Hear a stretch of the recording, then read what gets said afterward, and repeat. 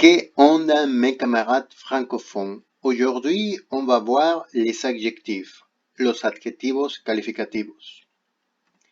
Bien, normalement, en espagnol, on doit faire l'accord des adjectifs avec la lettre A. Par exemple, on a ici un adjectif qui finit par la lettre O, un coche pequeño, une petite voiture. Bon, en espagnol, voiture c'est masculin. On doit remplacer la lettre O par la lettre A.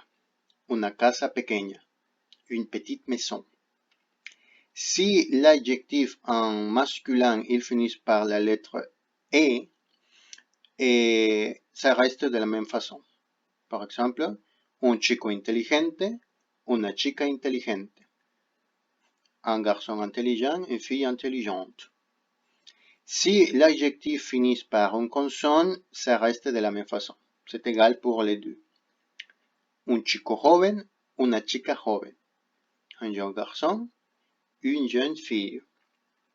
Mais si la consonne c'est la lettre R ou OR, on doit ajouter un A.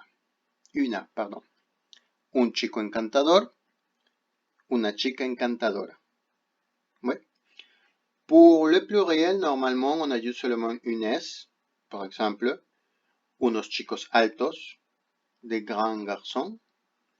Unas chicas altas, des grandes filles. Pour le cas de E, que l'adjectif finit par E, bon, c'est la même situation, on ajoute seulement S. Unos pantalones verdes, unas flores verdes. Des pantalons verts, des fleurs vertes. Et aussi dans le cas de qui finissent par une consonne. On a déjà parlé de comment faire le pluriel en espagnol dans une autre vidéo. Vous pouvez le regarder pour savoir pourquoi ça se passe comme ça avec l'adjectif azul. Oui. Mais on doit ajouter seulement le S. Unos calcetines azules, unas camisas azules. Et finalement, dans le cas de la terminaison OR au pluriel, comme c'est la même situation qu'ici, qui finit par une consonne, on doit ajouter ES. Unos chicos encantadores.